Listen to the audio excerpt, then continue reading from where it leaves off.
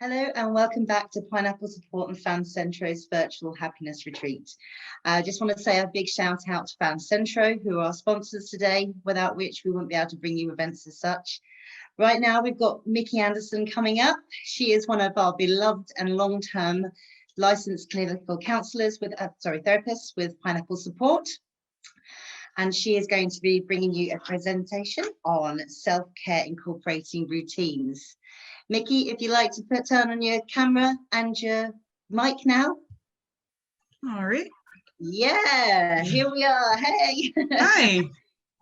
Thank you ever so much for joining us today.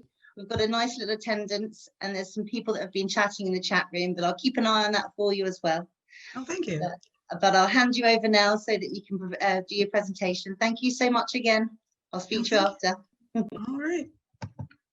Let's see. Sorry, trying to share my screen. And I wanted to say in advance that there's a chance that my power might go out because there's a severe weather thing going on.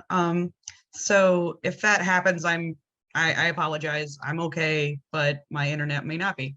So, all right. Oh, wait. Hang on. Let me pause that share just in case I might have done the wrong thing. Oh, no, I did the right thing. Okay, sorry. All right. So this is on self-care and wellness. As she said, my name's Miki Anderson. I'm a licensed clinical mental health counselor in the state of North Carolina and a qualified supervisor. And I guess I'll just go ahead with as soon as my computer stops acting up, I will continue. All right. So what is wellness?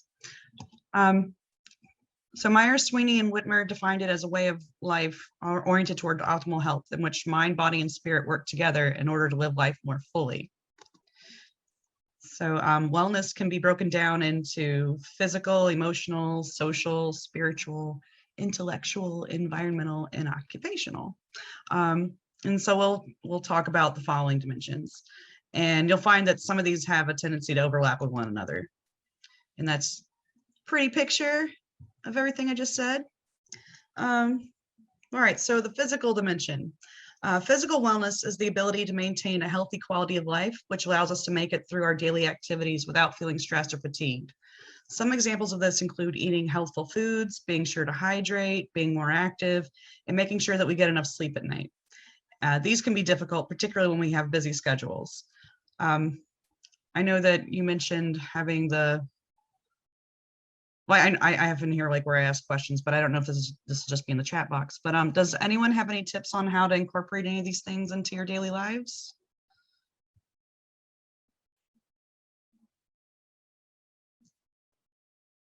I'm having trouble seeing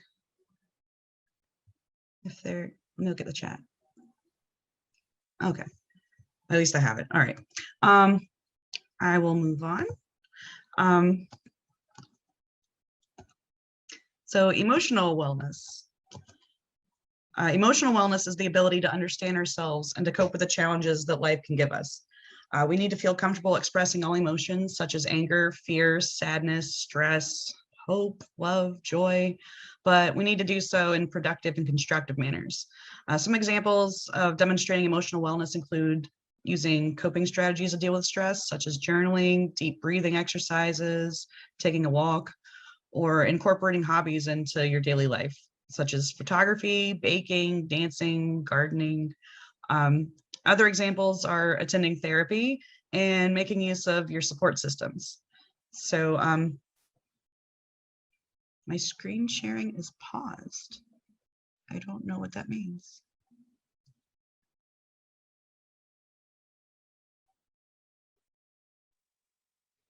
I need help. Miki. Hi, Miki. If you want to, you can just try and stop your screen share. And then if you just press it again, then hopefully it'll pop back up. Okay.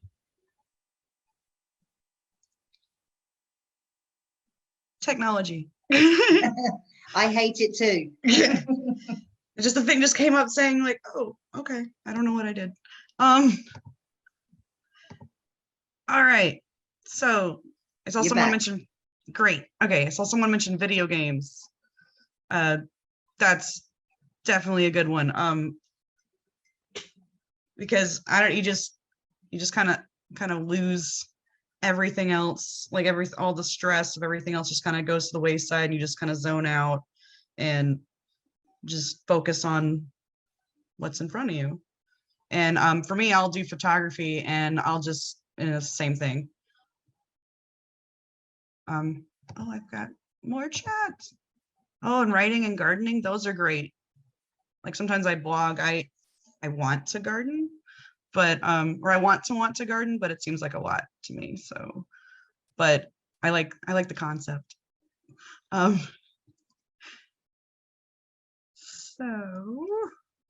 I have a lot of things going on here.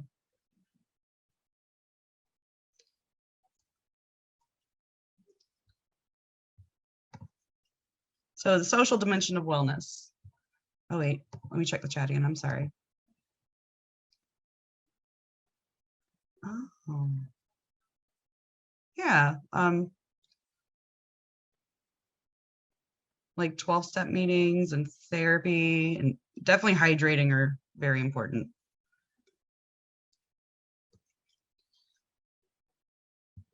So with social wellness, we need to relate and connect with other people. Our ability to establish and maintain positive relationships with our family, friends, coworkers, significant others is important. So some examples of social wellness include contacting family members, making plans with friends, connecting with our partners, and communicating with our work colleagues. All of these can be difficult to do during a pandemic, but with FaceTime and Zoom and things like that, it makes it a little bit easier when connecting to others. So how have other people been able to like nurture that aspect?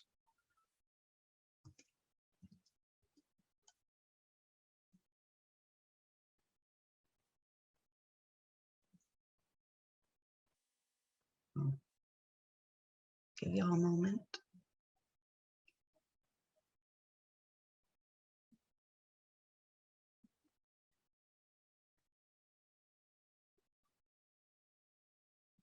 All right, I will move on.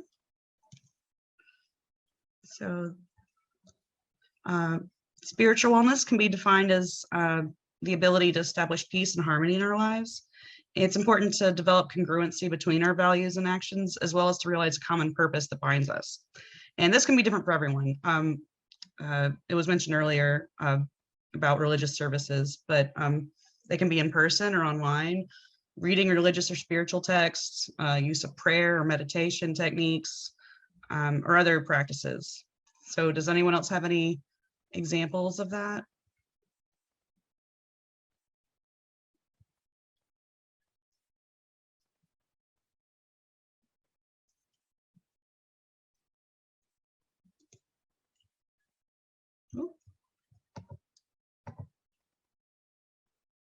Oh, yeah, lighting candles and yoga are nice. I like to burn incense sometimes.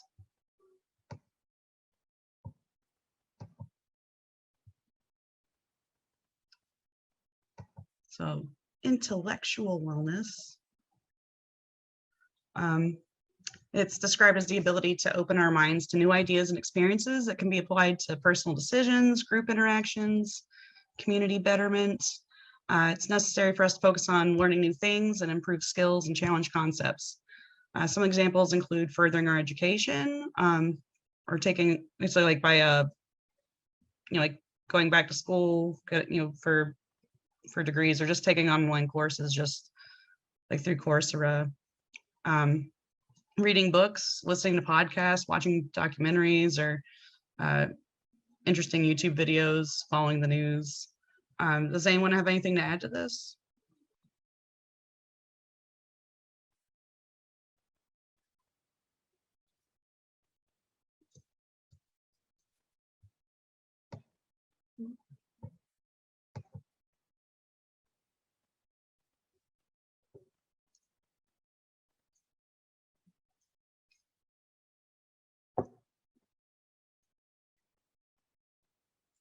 So environmental wellness, is the ability to recognize our own responsibility for the quality of air, water, and life that surrounds us, and to make a positive impact on our environment. Some ways of doing this are by reducing our carbon footprint by recycling, reusing items, or otherwise reducing waste. Does anyone have any examples that they use?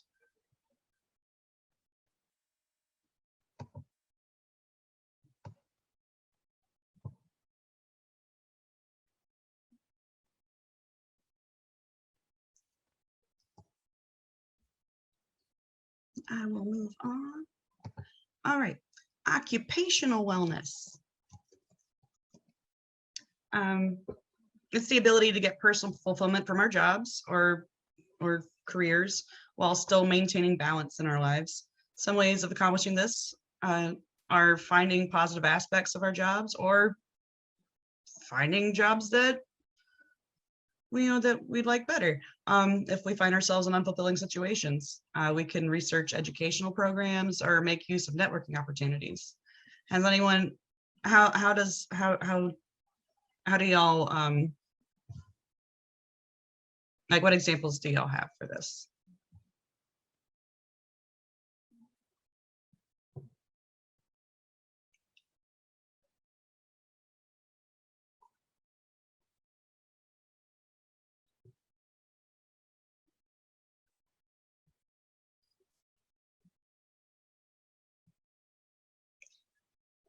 Okay. Cool. So how do we incorporate all, oh wait, there's a chat.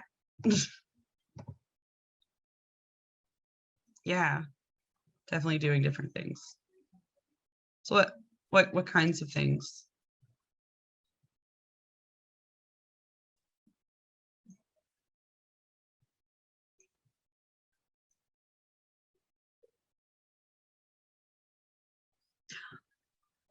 Oh, these were good. Yeah. Like leaving to start painting. Like it sounds rewarding. I imagine it could potentially be stressful, but sounds like it's more like emotionally and mentally fulfilling. And I like what Goddess Destiny here has said about connecting and collaborating with other artists, because I think that's good for both networking and just like a social aspect. Oh, do we have another? Definitely, if you have support, then it's important to take opportunities to take those opportunities. So yeah, so how do we accomplish all this? It's admittedly, oh, sorry. Yeah, definitely networking with writers. But admittedly, it's difficult to incorporate all of these things. It's a lot to take in. One way of doing it is by writing or typing out a self-care plan, making sure to identify at least one thing in each of the dimensions if possible in order to ensure that total wellness is met. And it may be easier to incorporate these goals into a calendar. I like using Google Calendar. In doing so, it can budget your time. Some also find it helpful to reach out to members of their support system for accountability. And it's important to take things one step at a time. And what I mean by that is that you don't need to completely change your lifestyle because that would be overwhelming. Instead, it's important to make small, manageable changes to step out of your comfort zone and then slowly incorporate those changes. So I mentioned before that some of the dimensions may overlap with one another. Like using support systems would meet emotional and social needs, or even other needs like physical or spiritual, depending on the situation.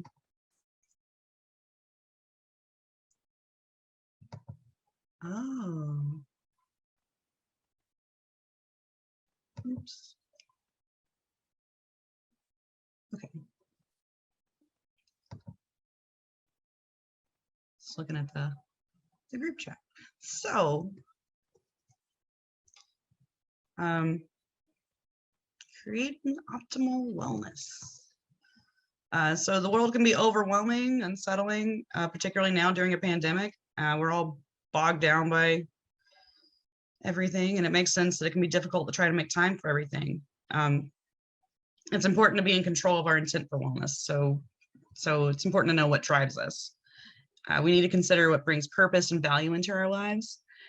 And as mentioned before, it's important to be sure to take things one step at a time to gradually incorporate these things, as wellness is a habit, much like anything else. So it takes time. What kind of goals does everyone have?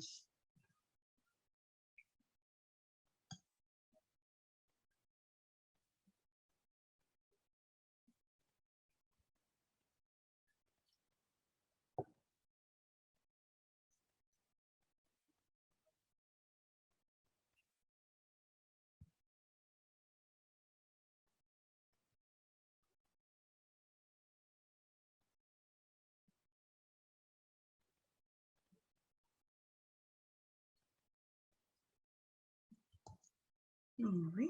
Oh, definitely, yes. How to prioritize or know what needs to be prioritized is definitely important. And I mean, personally, I could improve on that. But it's important. Yeah, it's important to know what comes first. Like I've had clients that are like, well, I need to work, but I need to take care of my mental well-being, because if I don't take care of that, then I can't work. So just kind of knowing what comes first is important.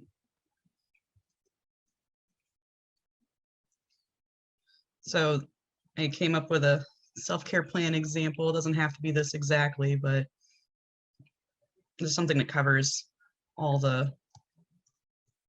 hits all the points.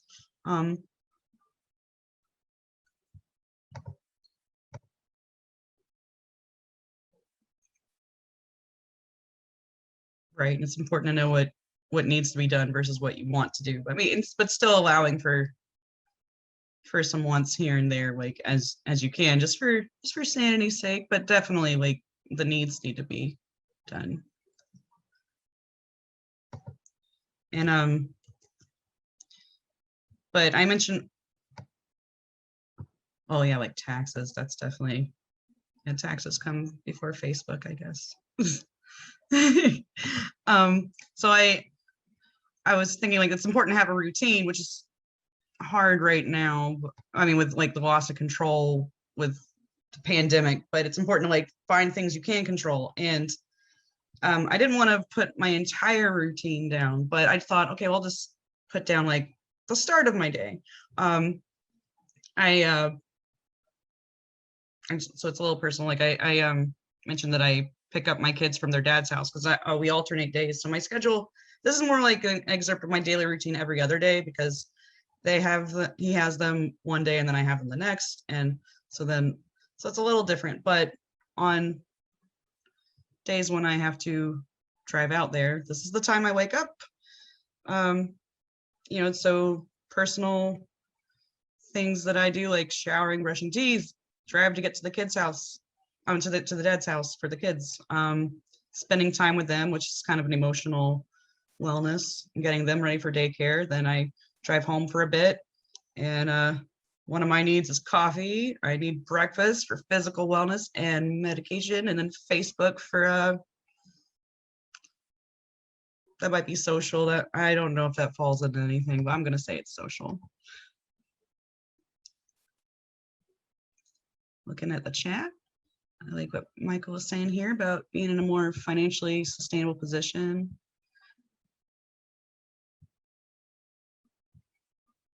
Yeah, that's great. And I included here free apps resources, like Habitica. I have some notes to explain what all these are. Habitica is useful for addressing different odd and end tasks throughout the day. You get to create a little 8-bit character and level up over time. And there's another app that's really similar called Epic Win that does the same thing, but at least on iPhone it costs money. So I like to just offer up free apps. Then there's Clear Fear and Calm Harm. Clear Fear focuses on different types of anxiety, includes ways to meditate, like looking at videos of bubbles and people walking along the ocean and just focusing on those images versus like clearing your mind, which is difficult for me to do. And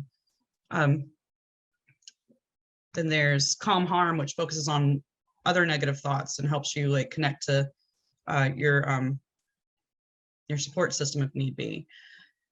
There's My Life, which was formerly known as Stop, Breathe, and Think, and has a number of guided meditation techniques. And then there's Meetup and Bumble BFF that can help you connect with other people in the community. And then Google Calendar, which I love. And I will look again at the chat. Oh, these resources. Oh, okay. These resources are good for just maintaining like emotional wellness, for organizing your tasks or routines throughout the day. Yes, exactly, for streamlining self-help. And that is actually my presentation. So if y'all have any other questions or comments, let me know. Let me stop my sharing. Hi, Miki. I am total fan of lists and getting everything game planned, because I do not, if I don't take any time for myself, and I do need to make sure I have those 5 minutes, just 5 minutes every couple of hours even, to just stop, breathe, think, like recenter myself and go, nope, you've got this. But no, so thank you so much for your time. If anyone's got any final questions for Miki in the chat, I'm going to put her contact details in there as well. So if anyone wants to contact her at a later date, then you can do so and access her resources. But for now, I'm going to say thank you ever so much, Miki, and we'll see you soon. All right, thank you. If you want to just turn off, and I will then get ready to start presenting for the next presenter. All right, thank you so much.